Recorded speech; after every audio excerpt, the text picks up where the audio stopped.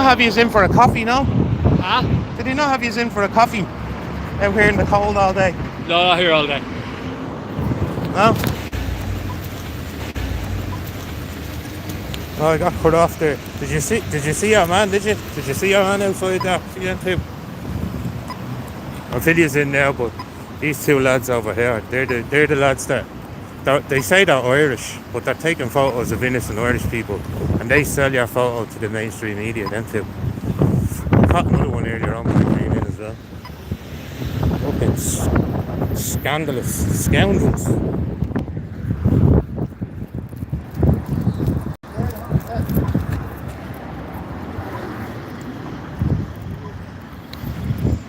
But yeah, I'll tell you now. So the judge sided with the guards. Surprise, surprise, huh? I was allowed to get up and give my side of the story, but the judge still said at the end of it, get him to pay €300 to East Wall fucking football club or something. And I'm like, I'm not paying that. If I pay that, that means I'm guilty. I said I'm fucking innocent, so I'm not paying nothing. I had two solicitors that are supposed to represent me in there as well, and I just fucking had I just said he was absolutely useless. There was one girl who they passed the case off to, who works with them as well, and she actually got me 5 minutes in the box to go up and say my side of the story. So, but even after I gave my side, and the guard fucked up like 3-4 times, you know, when he was giving his evidence. He fucked up, he was mumbling and everything. He was trying to catch me out. He was trying to do some leading questions, but I didn't fall for any of it. Plus, he wasn't even the arresting officer, so I made that point as well. He wasn't the arresting officer.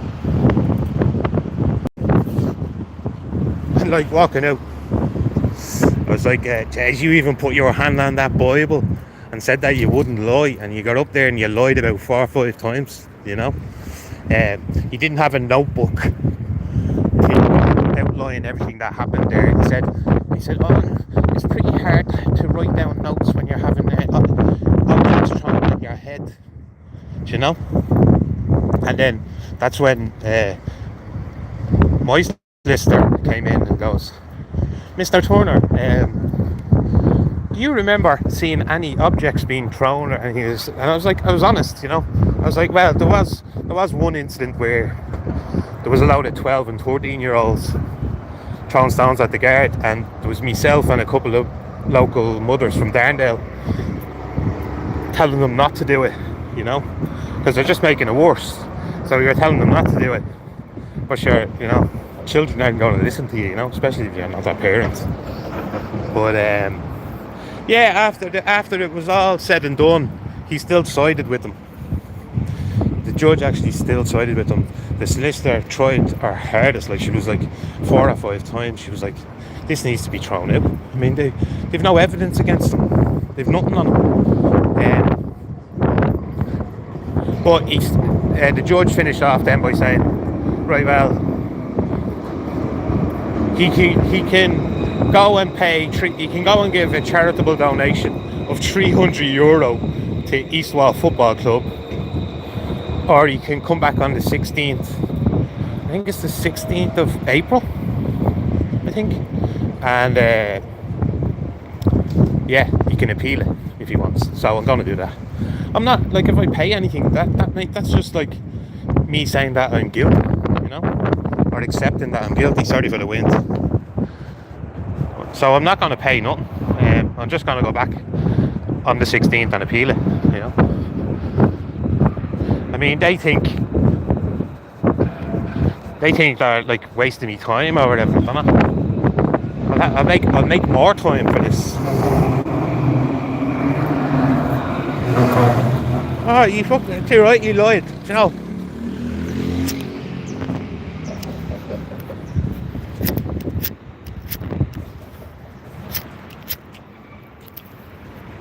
He came up to me.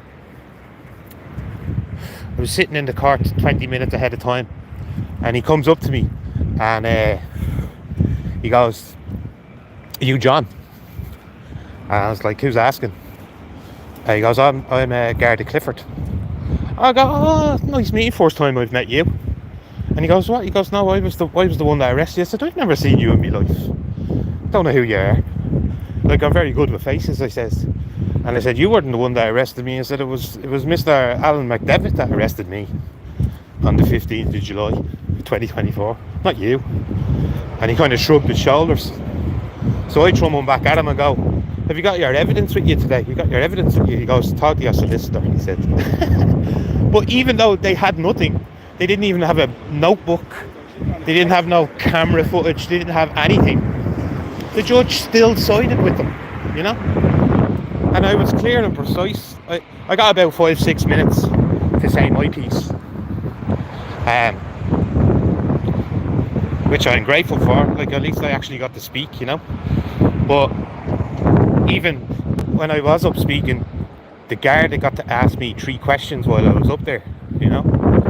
And he goes, "Oh, you mentioned that you were there recording. Have you got the video evidence for that?" And I was like, "No, I'm just like yourself, I've no video evidence." A couple of people in the court laughed. He goes, have you any issues with hearing? You know? And I'm like, in my head straight away, I was like, "Oh my God, he's trying to lead me. He's trying to lead. He's using these leading questions, you know, trying to say that, or try make me say, 'Oh yeah, it's a bad hearing. I probably didn't hear you, give a warning,' or something like that." Do you know what I mean? So I said, no, no, perfect hearing, perfect eyesight, you know, no ailments at all." There's a bit of a belly on me. I didn't say that.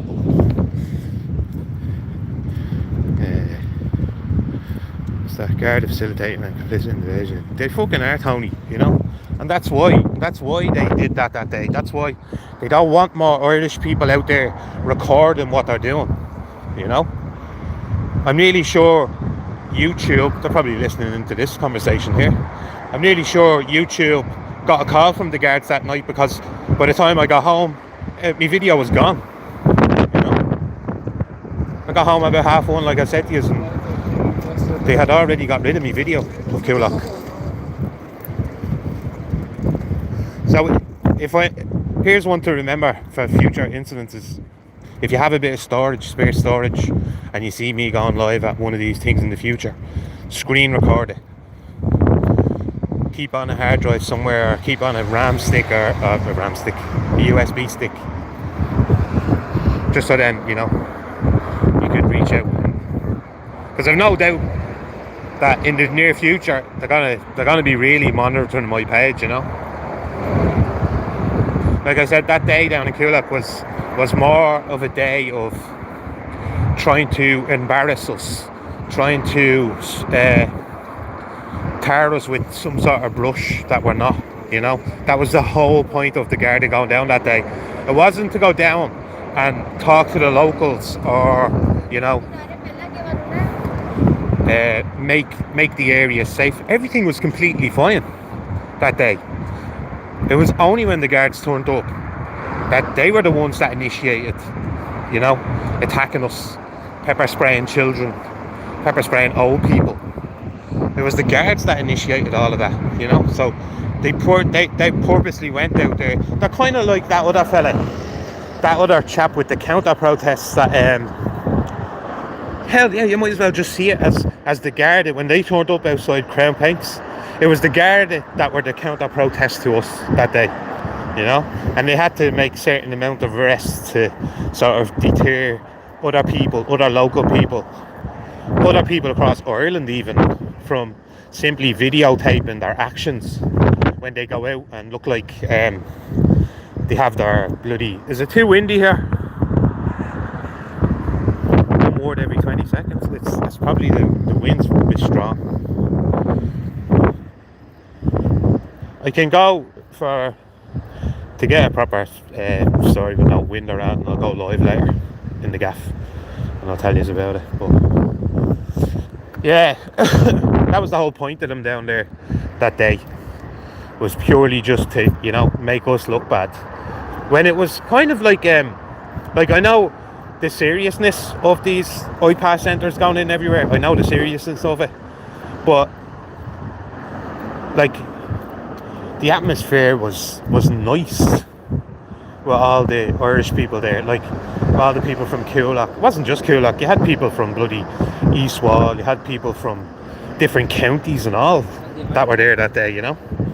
But the atmosphere was lovely, and it only got tainted once the Garda came, you know. And then it kind of just keeps the whole fake system going as well when you think about it. Like, the whole point of them going out was to, right, we have to meet this quota, you know, we have to arrest a certain amount of them. And but sure, they didn't even keep notes of the day.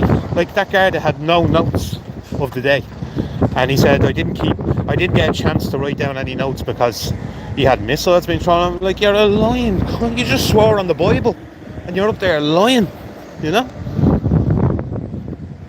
They asked me to swear in the Bible, and I picked it up, and she goes, no, you just have to put your hand on it. I said, nah.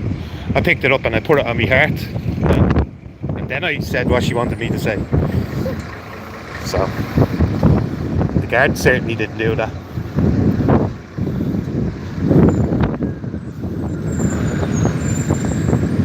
Look, because it's so bad and windy here, I'll do a live later, and I'll fill you all in when I'm in a nice and quiet gaff, right? Because it's so fucking windy here. I've no protection or nothing. So yeah, anyways, the last bit there, the judge still sided with the guards. Told me I have to pay €300 to East Wall Football Club, or if I want to appeal it, that I just appeal it and go back on the 16th, you know. So I'm going to appeal it again. I know it's a load of bollocks. I know I could quite easily just pay the €300, but I'm not our principal, you know. Because if I pay that, that makes me look guilty, you know. So I'm not paying a penny to anyone. Especially for, like, what? Pay €300 because you walked around and showed Garda pepper spraying children and beating up old people. Get the fuck. But I'll put a post up now about me live later, right? So I can probably fill you all in. KO. It is really kind of a charge, because he's saying a charitable donation. Make a charitable donation to East Wall Football Club, which kind of says to me, look, he just wants me to pay that, because then that means I'm guilty, you know, if I pay that. So I'm not paying nothing. I'm appealing it. Yeah, no, I'm not. I'm never going to pay nothing to them. There was a small period of time in there where it looked like the judge was going to drop it all, but I don't know. When the Garda got up and spoke, he just lied through his teeth, man.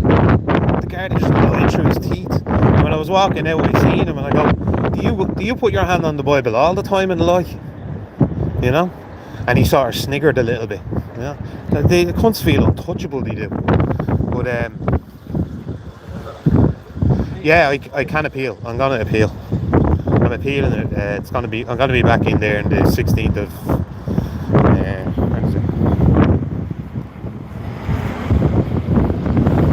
next month, 16th of April, I'm back in. So, you know, I know my presence there is keeping the system sort of going as well, you know, that way. But I'm just going to keep appealing until they eventually just say, you know what, look, we don't actually have anything on you, you know. I'll have to be wary of AI technology. Don't let them take me photo or that. Now they might fucking set me up. But yeah, I'll put a post up now about a live later. So yeah, join me then. And I'll be in a nice secluded area as well. So none of this outside noise that you hear. Alright. Yeah, here's the principle of it. Yeah. And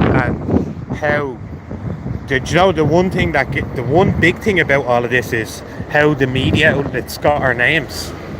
The media outlets got our names, like Breaking News and Extra.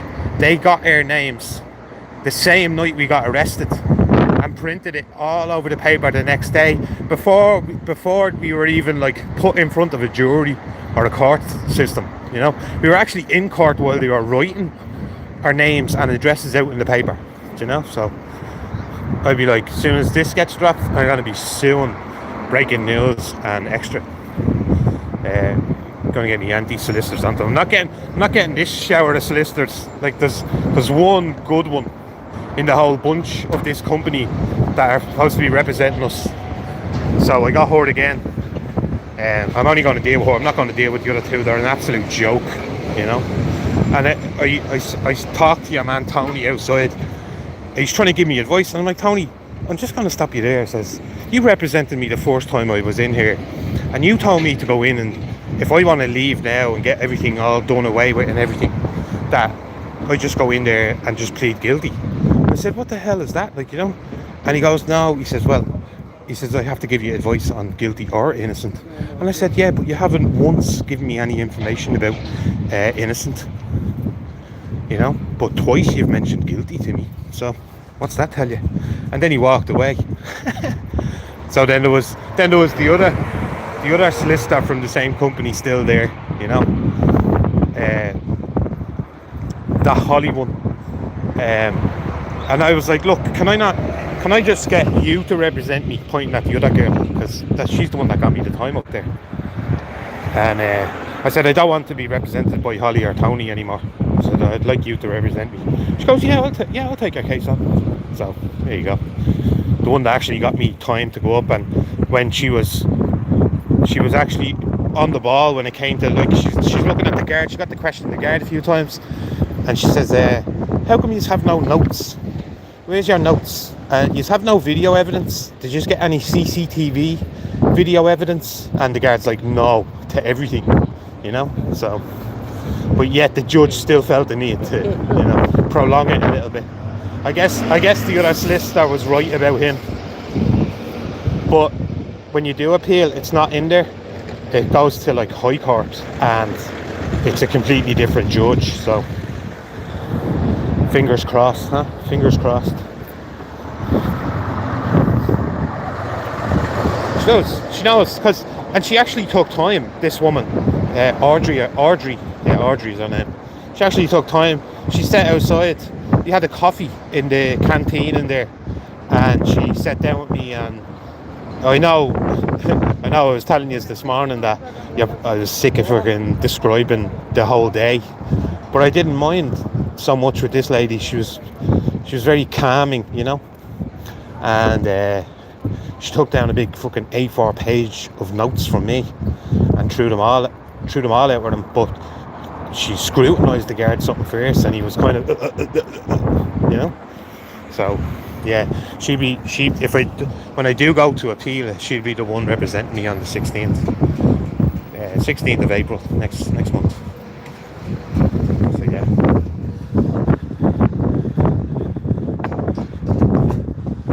What's that, Ant, out the court that night? I'm waiting outside for you. Oh, you thought? Yeah. I was on my way in there, actually. Tell us the story. I was on my way in, and I caught the lad from, I think he's Virgin News, and like, he didn't know I was recording him last time, so he was blabbing away. He was talking like crazy, and he was saying how I said, is there much money in this? Do you know what I mean? Is there much money in this? And he goes, yeah, the money. He says the money's all right. He says depends on who you sell the photos to.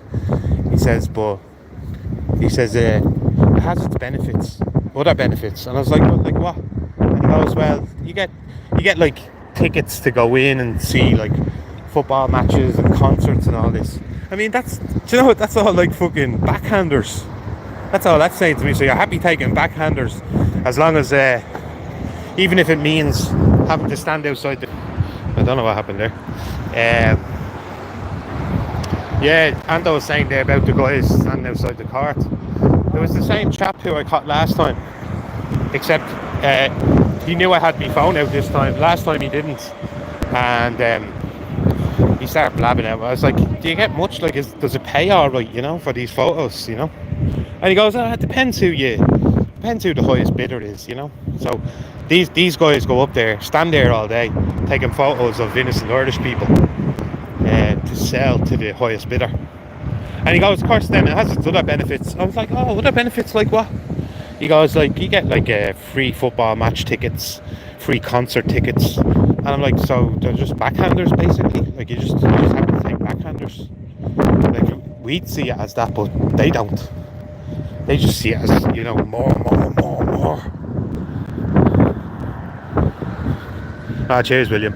I will. I'm going to appeal it. I'm going to appeal it. I'm not paying anything. I'm not paying nothing. They can fuck off. Well, listen, I'm going to go in and get something to eat now. So, yeah, I'll do a live. I'll be up at about 9 o'clock Irish time tonight.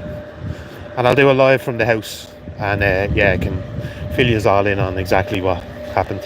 And talk about other things. Like, so much fucked up shit going on in the world, isn't there, right now? So,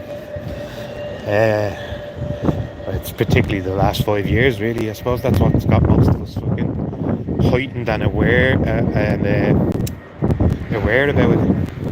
Don't know if I said that sentence wrong. But yeah, 9 tonight I'll be live. So yeah, join me and can have a chat. Right? Might even do an open mic. Go on, I love yous and leave yous. I need some beat. I'm bleeding starving.